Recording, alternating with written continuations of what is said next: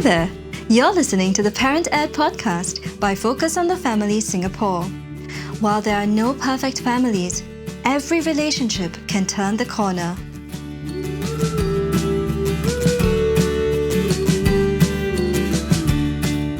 Hello and welcome to the Parent Ed podcast. My name is Aaron and I'm your host for this episode. In each episode of the Parent Ed podcast, we'll be tackling questions that parents are asking about family life, parenting, marriage, work life, and much more. We'll be speaking with everyday parents and practitioners as they share with us their experience and practical ideas. We hope that you keep tuning in to learn with us and to grow personally in your journey as parents. We often hear of parents putting pressure on their children to achieve society's standard of success. For some, it's academic excellence and getting into a prestigious university, or perhaps for some, it's attaining a well-paying and stable job. After all, parents all want the best for our children. In a pragmatic and competitive society like Singapore, parents don't want their children to be losing out on opportunities or to lag behind their peers. And yes, we want our children to be successful. However, we tend to forget that every child is unique. They have their own strengths and weaknesses, personalities, and inclinations. Our children may not fit into society's definition of success, and that's okay, right? Joining me today is Tak Leh, a father of 3 teenagers and young adults who will share with us his thoughts on this big topic and how he helped his children find their own way in the world. Welcome to the Parent Ed podcast, Tak Leh, and thank you for joining us today. Hi Aaron, first and foremost, thank you for this invitation to the 100th episode of the Parent Ed podcast. I'm Tak Leh. I am excited to be here. Like any everyday parent, I have my own fair share of learning and growth, highs and lows as a father. Being given an opportunity to share is indeed a great honor and privilege. Thank you, Tak Leh. To get us started, can you share with our listeners perhaps a little bit more about yourself and a bit about your family? Yeah, so together with my wife, Shirley of 25 years. We are blessed with 3 wonderful children. The eldest is John, turning 23 this year. Mark is our second child, turning 20. And our youngest, our daughter, Joanna, just turned 17. Professionally, I work for an American MNC as a business operation manager. In recent time, because of the COVID pandemic, together with some of my friends, we have started to provide free online tuition to the community kids in Malaysia as a way to give back. I am not all about work. I love the outdoor, go for walks with my wife, go hiking with my kids. I am also an ardent Liverpool fan. Together with the boys, we watch football on TV, especially Liverpool matches. Oh, that sounds like fun. Tak Leh, today's topic is really about your children and how you as a father help them as they are growing up. Can you tell us a bit more about where they are now in life and what do they enjoy doing? Yes, John, the eldest, is currently pursuing a bachelor degree in economics with SMU in 2 majors, economics and data science. He is an avid golfer, played competitively till he was enlisted for national service. Golf is a game sport he loved and he wanted to develop since he was about 4, when it was first introduced to him by his late grand-aunt.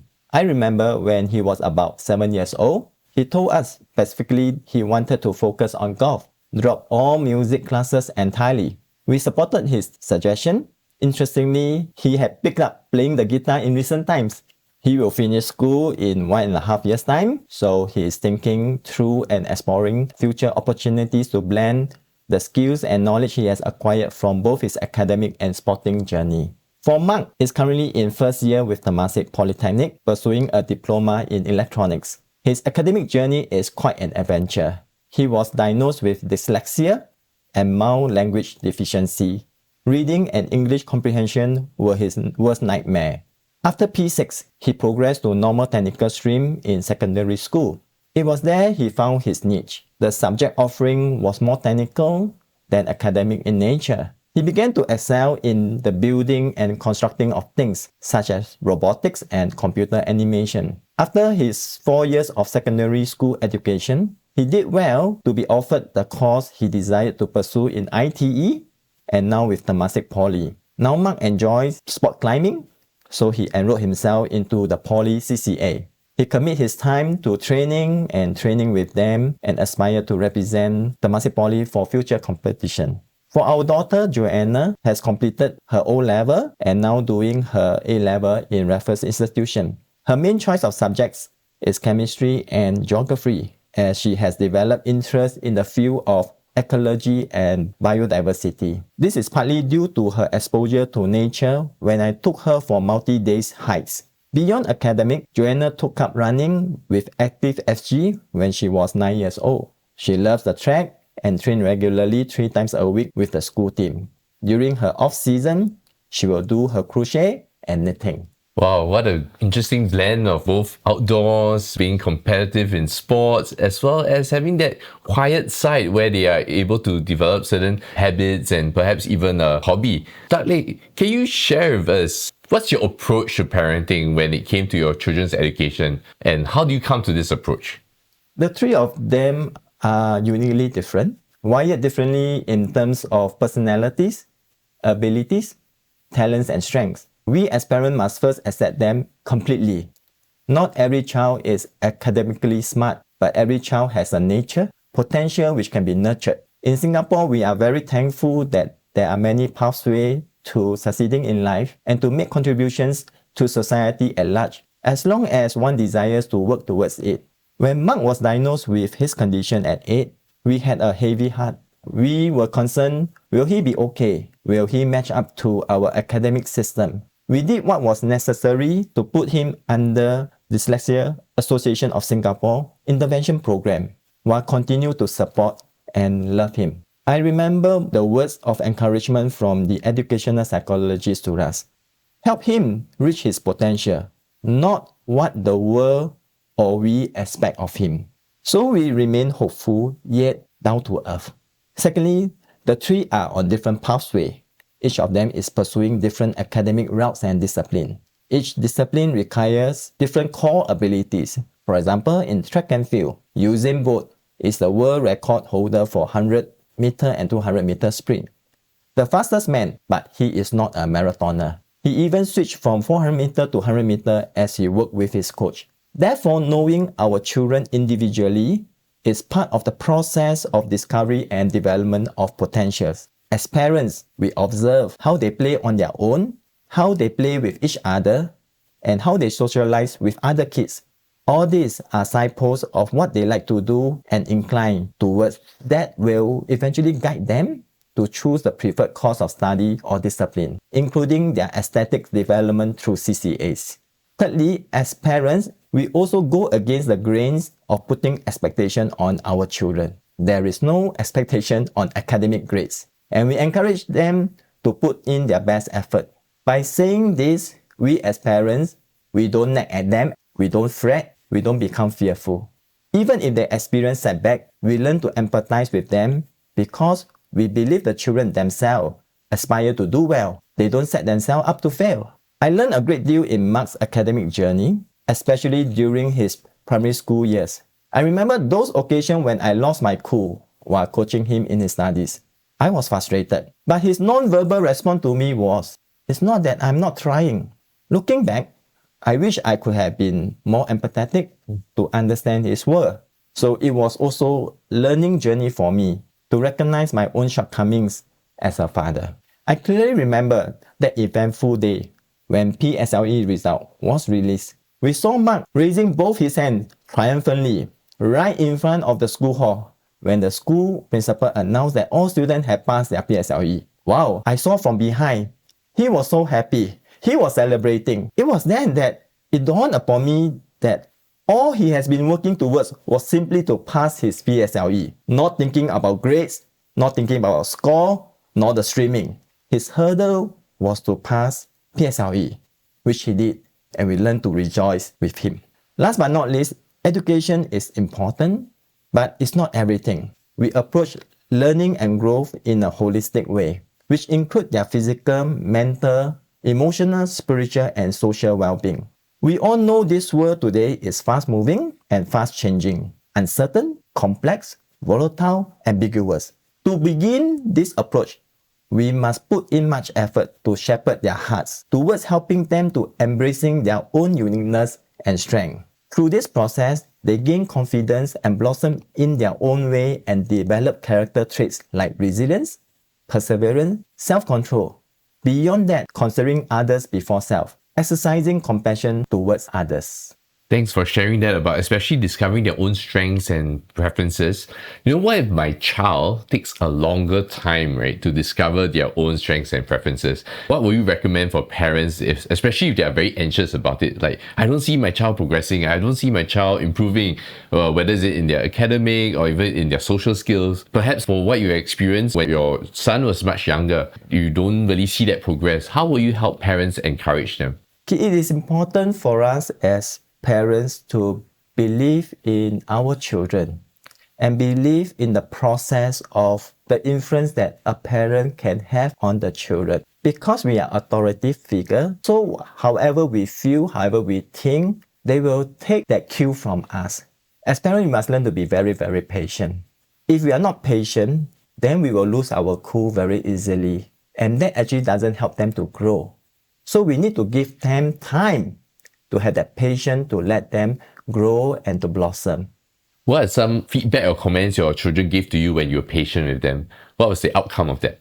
Actually, they don't really tell us openly, but what is important is the way they respond to us. They are very open with us in terms of how they talk to us, how they communicate with us. So you can actually see a difference when you are patient with them and when you're not. Their response to you is different. Exactly. They are more open to communicate with you. They're probably more comfortable also being around with you, right? What has been some outcomes of this freedom that you're giving your child to discover their own strengths and preferences? Today, they continue to excel in their own way, and they are motivated because they enjoy learning, enjoy school, enjoy their friends. They do have study stress from time to time, but they don't get burnt out. They have learned to take time to work through difficult subjects or topics with patience. They are not afraid to seek help from each other or from their friends. For example, it was heartening to see Mark approaching his younger sister to have her walk through with him some math concepts taught in poly. And in the same way, we can see that they are extending help to their friends in their class. Among all this, it just warms our hearts that they share a very strong relationship with us and with each other, fostered over all these years. Beyond academic, they trust us enough to approach us to dialogue other important subject matters, such as boy-girl relationships. So Takli, how did you and your wife come to a consensus, especially to your children's academic pursuits? Perhaps their grades, how they do in their school. How do you all agree with that?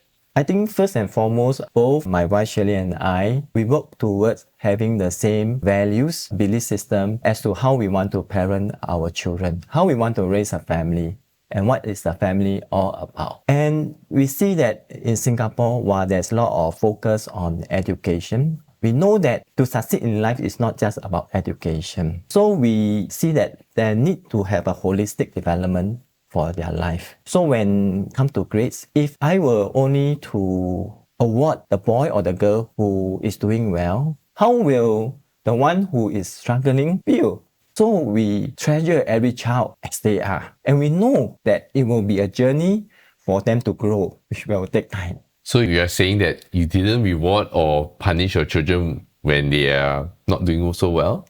Not at all. Because we only punish our children if there is a conduct issue. If it's an issue with character, we do not punish our children for not achieving grades. Because we only punish our children if they fail to honor the seniors, they fail to honor their grandparents, they fail to obey us, or there's a failing in their conduct. So we must clearly address punishment in the right way. So I hear you that you don't reward, you don't punish. Then what are some of your dreams then for your children? What are your aspirations for your children? Children must have their own dreams. And it is important to have dreams. If there's no dreams, there is no aspiration. But it's important for us as parents that we must be very careful that we do not impose our own dreams, especially our own unfulfilled dreams, upon them. Then it becomes a pressure upon them. They are not our trophies, but instead we allow them to make dreams of their own. And then we are like the way maker, just opening the door, coming alongside them and journey with them and to help them reach their dreams. And that dreams is like a vision that can become a reality.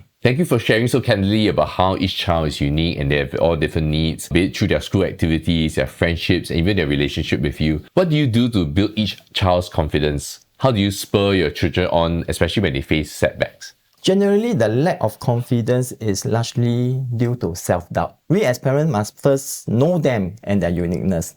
Therefore, we believe in them and help them to have a right assessment and belief in themselves. Secondly, there are ups and downs in life. Setback is inevitable. Setback can cause one to lose confidence. Yet there's also opportunity to learn and grow from setbacks. Remember, failure is not fatal. If we parents have the courage to accept any setback, then we are modeling confidence for them indirectly. Thirdly, our words as parents carry lots of weight upon the children. There are words that build up or tear down. Words that are critical tear down confidence. So as parents, we learn to speak words of affirmation and also making time to listen to them without judging. Last but not least, we celebrate their effort. Always believe that they have given their best, even if their result is unfavorable, but always be willing to come alongside them in all times, at all moments. You know, the part about celebrating your child's success, even though it may not be something that you desire, sometimes it may be counterculture, right? That's what you said, going against the grain of being a parent. But yet at the same time, your child needs to know that the parents are the cheerleaders for them and to know that they are walking together with them and being alongside with them, encouraging them along the way. Many of our listeners, children who are around your children's age, and we have also heard from some of them that they sometimes feel like a failure when their children don't do well academically. What would you say to these parents who feel that way? We might feel that way because we are all concerned parents. We desire the best for our children. Yet at the same time, we must learn to examine and reflect on our own emotions. Could the root of such feeling have stemmed from a sense of insecurity or fears within ourselves, within us, like fear of failure, fear of losing out? Fear is like a trap. It paralyzes us. Children will feel the same way as we feel because we are their protector, their security. This is how they see us and feel it, even though they might not say it. In the event of flight emergency, the protocol is always for the adult to put on the oxygen mask first before attending to the child. So in the same way, we as parents must have proper care for ourselves. Then they will be assured and loved that we are there for them and with them to ride through the storm together. So you're suggesting that perhaps our children's fear of failure could also be a reflection of the parents' fear of failure,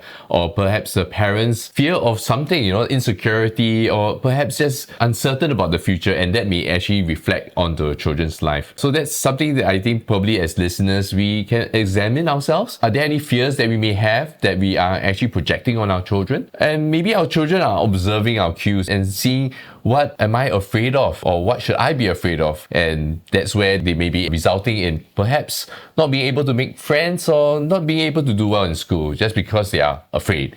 Thank you for sharing your parenting tips to our listeners so far. I think it's really amazing that all these insights of truth you have been sharing, and it stems from your personal experience journeying with your children. Indeed, we need to celebrate our children's success and their growth, no matter how big or how small. I believe all our children need to be assured, and our whole family needs to support them as they journey through various stages in life. Before we wrap today's session up, are there any last words of wisdom or encouragement that you can share with our listeners?